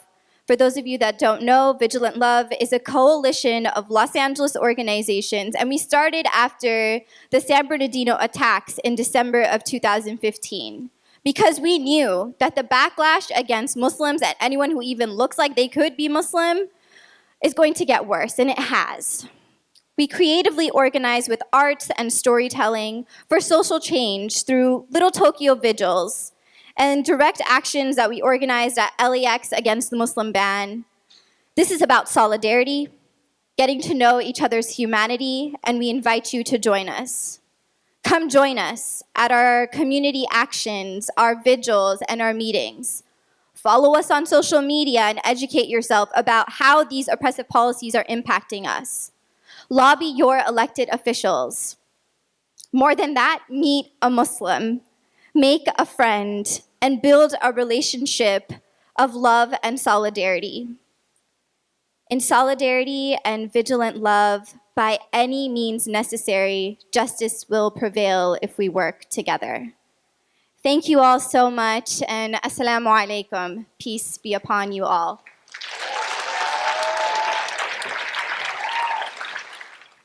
Thank you so much, Seher. Very powerful words, powerful speaking.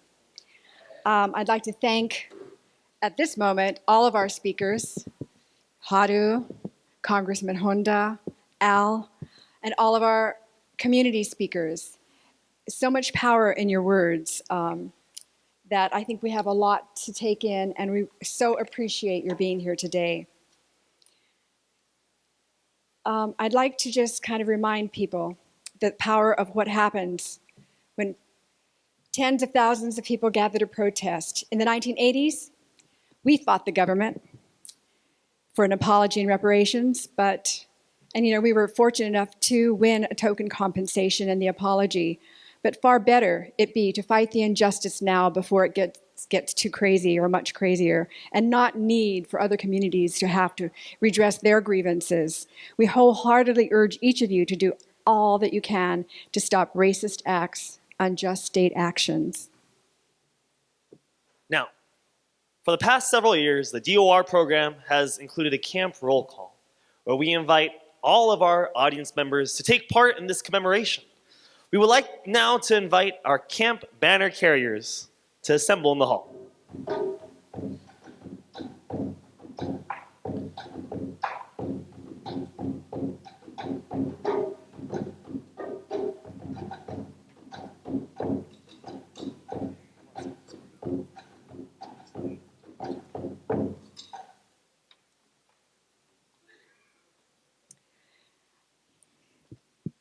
And in doing our camp commemoration, I'd like to begin by acknowledging our most honored guests today, former incarcerees and camp survivors, and if we have present, our veterans from the 442 100th Division of the All-Japanese American Military Unit. While their families were incarcerated by this government, these soldiers fought valiantly and earned more military medals than any other unit of its comparable size. Will the camp survivors and World War II veterans please stand to be acknowledged? Wilbur, Linda, Haru. Please stand, please stand. Thank all of you.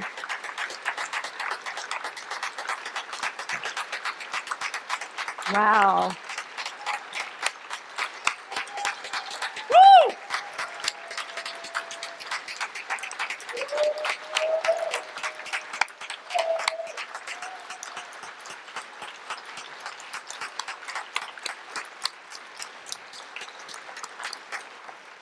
Thank you, and you may be seated. Camp survivors and veterans, thank you so much for being here today, and thank you for your service. And now for the camp roll call. Each of you has a travel tag, similar to the one assigned to the Americans' Japanese descent during World War II. Printed on your tag is a name of one of the 10 main incarceration camps or Crystal City representing our Department of Justice camps. Now, if you may look at your tag at this moment in time, when your camp name is called, please stand and remain standing. If you prefer to stand when a different camp is called, you may do so as well. Poston, Arizona.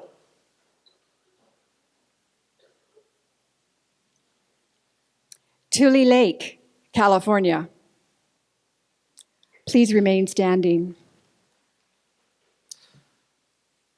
Manzanar, California. Gila River, Arizona. Minidoka, Idaho. Heart Mountain, Wyoming.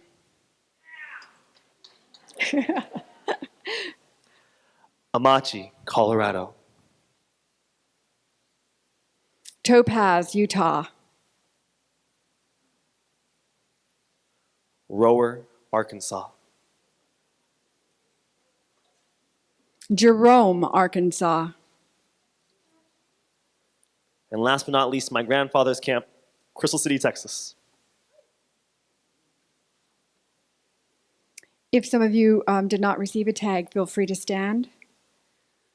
And while we are standing, let's take a moment to honor all who were forcibly removed and lived in America's concentration camps, as well as those Japanese Americans who lived outside of the military zones and suffered from the racism and hatred caused by the executive order. We also pay tribute to the thousands of Japanese Latin Americans forcibly brought up to this country and German and Italian Americans who are also incarcerated by the US government. And we pay our respects to those who are no longer with us. Each of these family members, our parents, friends, activists, and leaders left our community and the country a tremendous legacy about the camps, about the Japanese American experience, and about fighting for justice. If you are able, please remain standing for a moment of silence.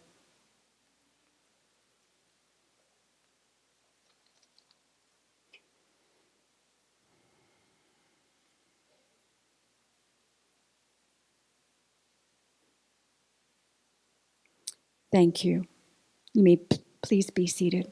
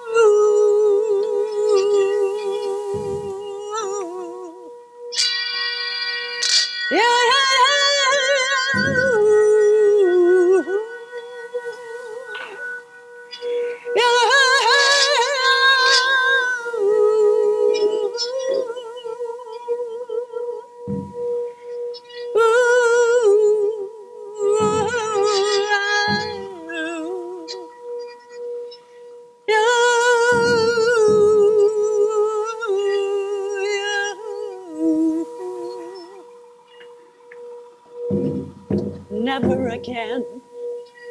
No, no, no, never again. Never again.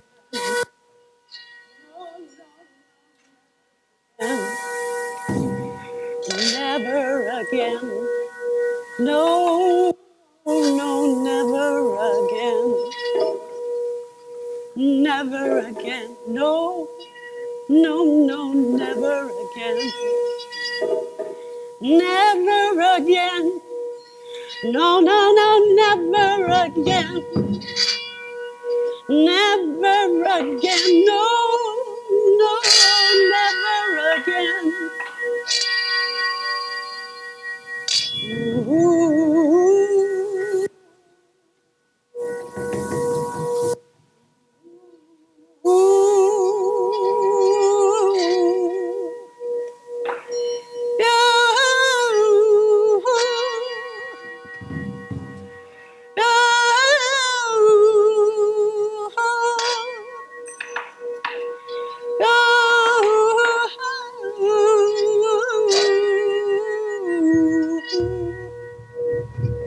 Never again.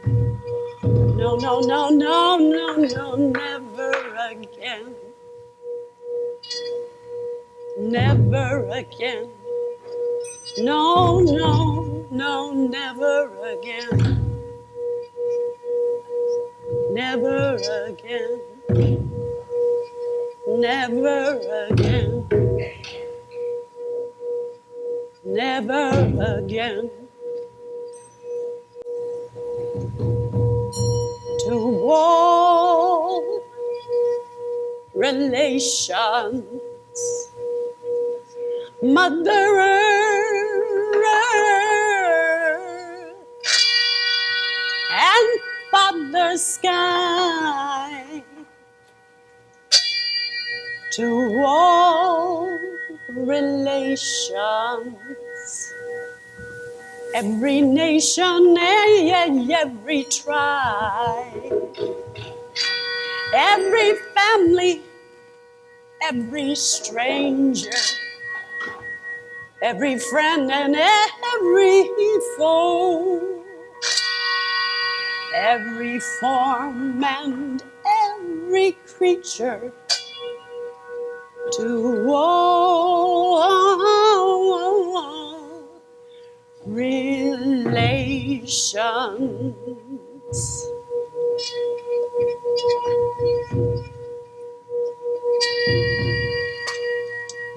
Mitakuye oyasi, mitakuye oyasi, mitakuye oyasi, all my relations.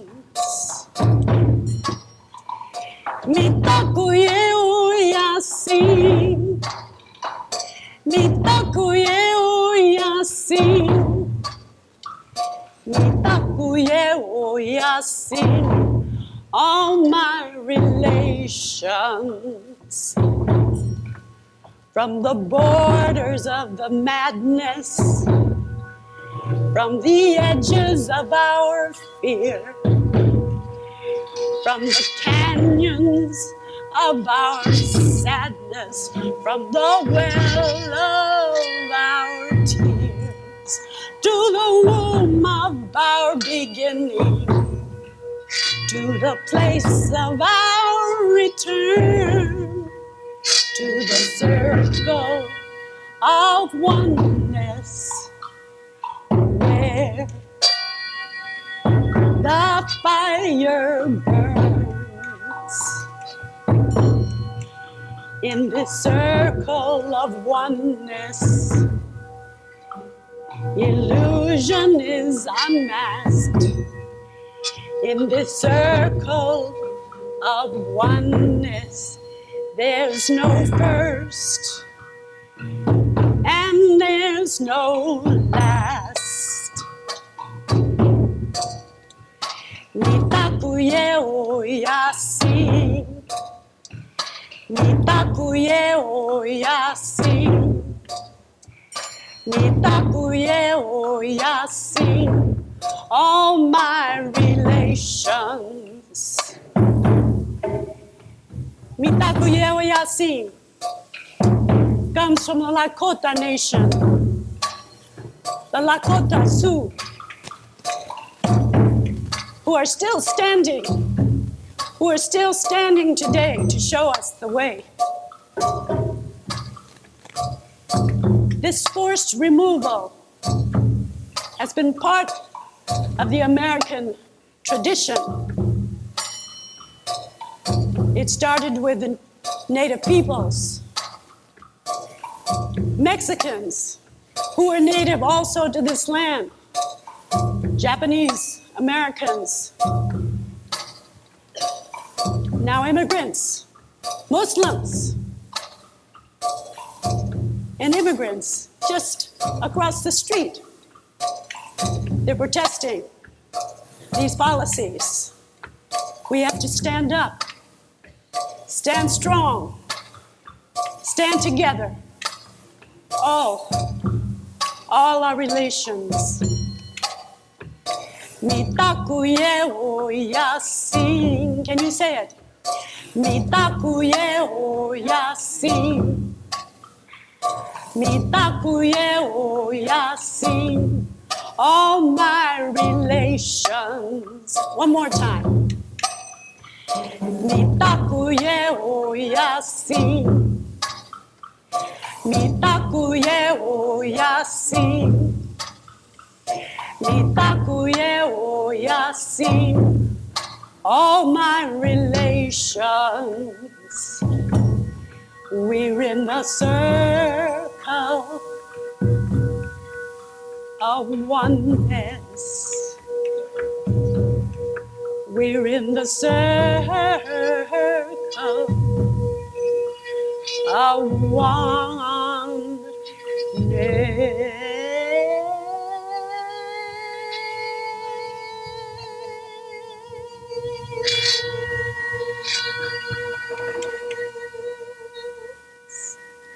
Aho.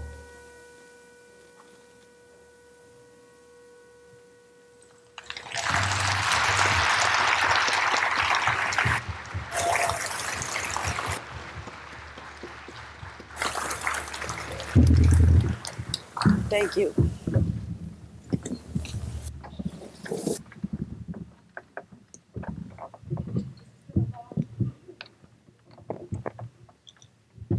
Long day for all of us, for all of you.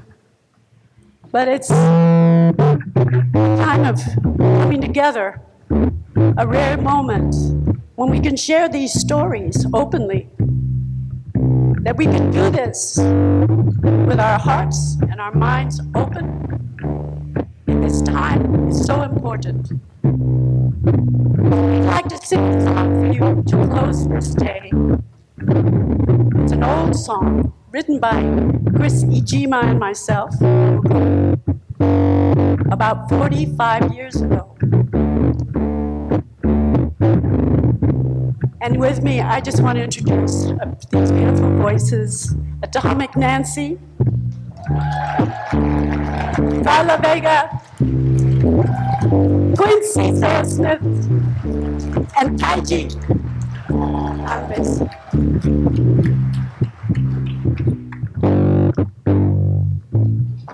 We are the children. We are the children. We are the children. We are the children. Ooh, we are the children. Ooh, we are the children. Ooh, we are the children. Ooh, we are the children. Ooh, We are the children of the migrant worker. We are the offspring of the concentration camp. sons and daughters of the railroad builder who leave our stamp on America. Leave our stamp. And leave our stamp on America. Leave our stamp. We are the Chinese waiter, born and raised in a laundry room. We are the offsprings of the Japanese garden who leave our stamp on America. Leave our stamp. Ooh. Sing a song, sing it, sing a song, sing it, sing a song, sing it, sing a song, sing it, sing a song for ourselves. Sing a song, sing it. What have we got to sing it? lose? Sing a song, sing it, Sing a song for ourselves. Sing a song, sing it. We got the right to choose. We got the right to choose.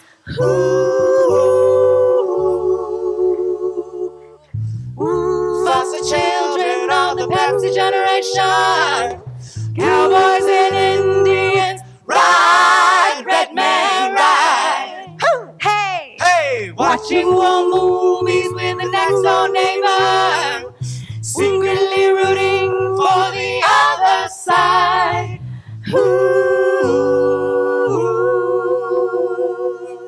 Sing a song, sing it, sing a song, sing it, sing a song, sing it, sing a song, sing it, sing a song for ourselves. Sing a song, sing it, What sing have a we song, got to sing it, lose? sing a song, sing it, sing a song for sing it, sing a song, sing it. We got the right to choose. We got the right to choose.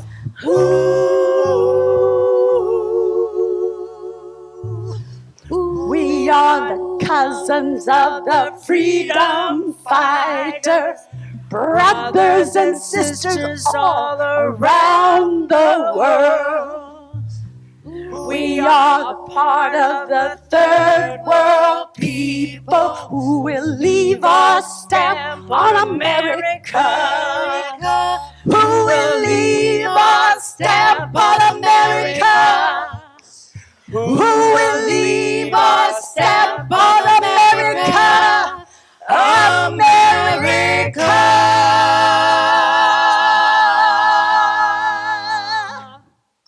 Yeah.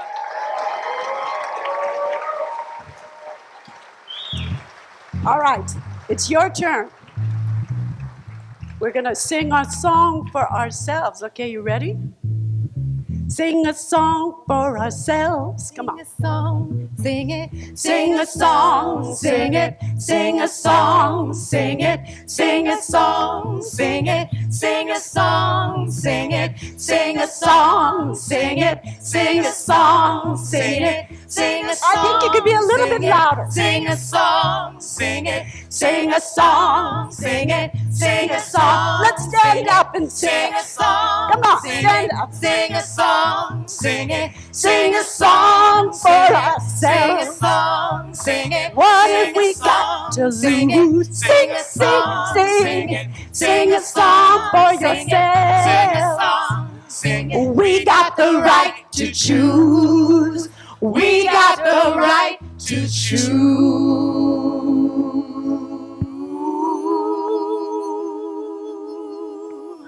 Yeah. Yeah. Thank you, Nobuko. We'd also like to thank Nancy Sekizawa, Taiji Miyagawa, Carla Vega, Quincy Surasmith, and today all the performers and speakers and helping to make this DOR really special. I'd like to just say before people leave that we have a really impressive banner We'd like that banner to be shown. All right, that. We have a pledge. There's so much for us to do, as we've said all afternoon, but we'd like to take this time to call your attention to it. And while they are unrolling it, let us just say, thank you for hanging in there. This is one of our longer programs, but it's a time where we really, really need to share a lot. The banner is a pledge. And today, before you leave the building, we really would like you to take this to heart. No registry, no internment, no deportation. We want you to also come up before you leave and sign it. We have markers. We'd like right now to ask Haru-chan, would you please break the ice by signing it? We ask the speakers to start, and many others can. We'd like you to also look at your printed program. There is a GoFundMe page. Let me go for that. On the printed program of our sponsoring organizations, we have our shared calls to action on the same page. Please consider donating to the Day of Remembrance through our GoFundMe link. Thank you for those who already have donated, and for the next 10 days, we will have this link open. Thank you for keeping DOR a no-cost community program. And as we are signing and wrapping things up, we'd like you to look at the last page of your program. You can write your own call to action and take some actions. In the corner of the reception, you'll see a wall of solidarity. Our wall of solidarity keeper is Tony Osumi. We thank him for that. And now as we transition into our community reception, we want to invite you to JANM's newest exhibit, Instructions to All People, which will be open to attendees until 5 p.m. We have light refreshments brought to you by Carrie Marita and her crew on this side of our main hall today. Yay. And during the reception, we ask that you visit the tables, our community organizations. If you leave the building, the doors do lock at 4:30 for people to come back in, so you just cannot come back in. We want you to please, most importantly, remember all that was shared today and remember to take your personal action. So thank you all. Thank you so much for being here. And we're going to head out to the reception. Thank you very much.